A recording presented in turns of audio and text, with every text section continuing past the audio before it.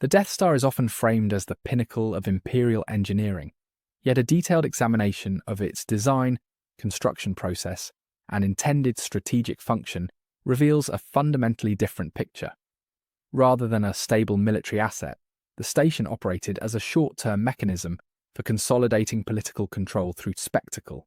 Its architecture, logistical requirements, and operational limitations collectively suggest that the structure was never designed for sustained deployment. The station functioned as a symbolic instrument rather than a practical cornerstone of imperial power, which placed the empire in a position where its most visible achievement was also its most vulnerable liability. From a structural standpoint, the station concentrated an unprecedented amount of resources into a single platform. Hyperdrives, reactor systems, armaments, docking bays, and garrisons that could have supported multiple fleets were instead funneled into one installation. This concentration produced a strategic imbalance. Distributing comparable resources across regional commands would have strengthened imperial presence across multiple sectors, enabling flexible response to insurgent activity. Instead, the empire invested in an asset that could not maneuver quickly and required enormous support networks for fuel, maintenance, and personnel. The decision contradicted military principles that favour redundancy, mobility, and durability across varied theatres of conflict. The political context surrounding the project further undermined its viability. The Death Star emerged from a bureaucratic environment characterised by competition among high-ranking officials. Directive decisions shifted between agencies such as the Imperial Security Bureau, the Tarkin Initiative, and various research divisions. Each contributed conflicting priorities, leading to design modifications that favoured political visibility over engineering reliability. The station became a platform through which individuals sought influence, rather than a weapon optimised for operational effectiveness. Projects developed under such fragmented conditions tend to exhibit inconsistent safety standards, rushed construction timelines, and mismatched components, each of which contributed to the presence of exploitable design features. Operational analysis also reveals systemic flaws in the station's strategic purpose. A mobile battle station is effective only when it can be deployed rapidly across multiple conflict zones. The Death Star, however, required extensive preparation before each activation. Its hyperspace transitions were limited by mass, fuel consumption, and navigational constraints, which reduced its capacity for real-time intervention. In contrast, conventional fleets composed of star destroyers and carriers could reposition more efficiently and sustain campaigns without waiting for a single asset to arrive. By relying on the station as a primary deterrent, the Empire sacrificed tactical adaptability and increased reaction times, diminishing its ability to manage emerging threats across the outer rim and mid-rim. The internal layout of the station introduced additional complications. Engineering logs and captured data associated with the first Death Star indicate a structure built around layered subsystems that required continuous calibration. The super laser dish, shield generators, exhaust systems, and cooling networks operated at energy thresholds that left minimal room for error. Any disruption to reactor stability carried significant risk. This created a fundamental contradiction. The station was powerful enough to destroy planets, yet fragile enough to suffer catastrophic failure if critical components were damaged.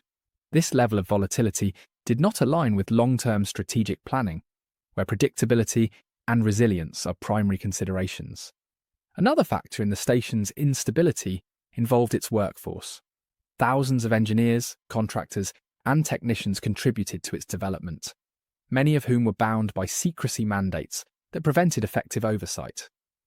In environments where information is compartmentalized, engineers cannot fully verify the consequences of adjustments made by parallel teams.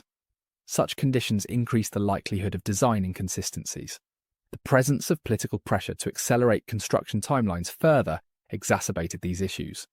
Under these constraints, the development process favoured procedural completion over comprehensive systems testing, resulting in structural oversight that created vulnerabilities later exploited during the Battle of Yavin. The station's function as a political symbol also played a role in its architectural shortcomings. Analysts within imperial circles recognized that the primary purpose of the station was psychological. It was intended to broadcast the futility of resistance, using planetary destruction as a demonstration rather than as a recurring tactic. Because of this symbolic intent, the Empire prioritized scale over sustainability. The superlaser was designed to produce a visible event that could be transmitted and reproduced across media channels under Imperial control. This emphasis on spectacle required design choices that sacrificed efficiency in favor of theatrical impact. As a result, the station became an oversized communications tool rather than a robust military platform. The vulnerability associated with such symbolism became clear when examining how the station was defended. The Imperial command structure assumed that the station's presence alone would deter direct assault. This assumption influenced defense deployment, garrison staffing, and coordination with surrounding fleets. Instead of treating the station as a high-value target, requiring layered protection, the Empire relied on the perception of invulnerability. This perception was not supported by empirical analysis. A station with multiple exposed trenches, surface structures, and external conduits presented numerous access points for infiltration or targeted attacks. The Empire's belief in its own propaganda replaced the strategic caution necessary for safeguarding such a resource. The decision to place Grand Moff Tarkin in command further illustrates the gap between symbolic intent and functional strategy. Tarkin's philosophy centered on rule by fear, which framed the Death Star as an instrument of political doctrine rather than military necessity. Under this framework, the station's purpose shifted from maintaining security to enforcing submission. The doctrine did not account for asymmetric resistance movements or the capacity of insurgent groups to exploit rigid systems. The rebellion's successful strike did not demonstrate superior firepower. It demonstrated adaptability and decentralized decision-making, two traits that undermine the Death Star's centralized model.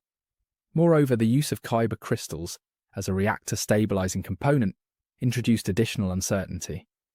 The Empire harvested these crystals through rapid extraction operations across multiple worlds, often without adhering to standardized refinement protocols. Variability in crystal stability contributed to fluctuations in reactor output, which required continuous recalibration during test firings. Such variability increased the probability of system failure under combat conditions. While operational reports claimed stability, later analyses indicated that the superlaser's energy distribution system contained bottlenecks susceptible to overload if damaged. This level of dependence on unstable resources weakened the station's reliability as a sustained operational asset. The destruction of the station also exposed weaknesses in Imperial intelligence and counterintelligence operations. The Empire had assumed the station's secrecy was sufficient to prevent internal leaks. However, the speed with which the rebellion acquired the schematics demonstrated that the Empire's classified protocols had not accounted for the volume of personnel required to construct the installation. High-security projects typically rely on compartmentalization, but the scale of the Death Star made total compartmentalization impossible. After the station's destruction, Imperial intelligence agencies initiated audits that revealed numerous procedural gaps. These gaps had existed for years, but remained ignored because the leadership believed the station was unassailable. Its destruction forced the Empire to confront failures that had been embedded in its structure since the project's inception. The political ramifications extended into the ideological framework the Empire relied on. The station had been intended to promote the belief that resistance was futile. Once this belief collapsed, the rebellion gained a psychological advantage that no amount of military repression could fully counter. The destruction of the station communicated that the Empire's most visible representation of power could be dismantled by a relatively small task force. This shift in perceived power influenced neutral systems, prompting them to reassess the risks and potential gains associated with rebellion. Although many systems lacked the resources to openly defy the Empire, the confidence inspired by the station's destruction altered the trajectory of future conflicts. The internal command hierarchy reacted to the destruction by initiating an aggressive consolidation strategy. Rather than correcting structural weaknesses, leadership attempted to restore authority through increased centralization. This choice repeated the same errors that had undermined the first station. The Empire focused on reorganizing power around fewer individuals and fewer assets, mistakenly believing that concentration would restore control. This approach ignored the fundamental problem revealed by the Death Star's destruction. A system built on singular points of failure cannot survive sustained opposition. By doubling down on centralization, the Empire increased its vulnerability.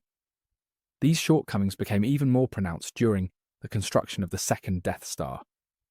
Internal documents recovered after the Battle of Endor indicate that the second station faced accelerated timelines, reduced vetting of subcontractors, limited safety checks, and heavy reliance on resource extraction from worlds already weakened by earlier Imperial requisition campaigns. Engineers noted reactor inconsistencies, incomplete shielding, and supply shortages caused by overuse of transport fleets. The repetition of errors from the first station highlights the depth of the Empire's systemic flaws. The Yojimuai second station was not built to remedy earlier problems. It was built to recreate the illusion of invincibility that had been lost. The decision to use the second station as a trap demonstrates the degree to which the Empire had shifted from strategic planning to theatrical operations. Palpatine positioned the station not as a functional asset, but as bait designed to lure the rebellion into a decisive confrontation. Such a strategy relied on the assumption that Imperial superiority would compensate for structural instability. Once again, the Empire trusted perception over material strength. The second station's destruction was not the root cause of Imperial collapse. It was the inevitable result of a governing philosophy more concerned with controlling narratives than constructing durable infrastructure. The fallout from these repeated failures permeated the ranks of the Imperial military. Officers questioned the soundness of command decisions, noting that resources had been diverted to symbolic assets with limited battlefield utility. After the destruction of the second station, numerous commanding officers adopted contingency plans designed to secure regional autonomy rather than preserve imperial unity.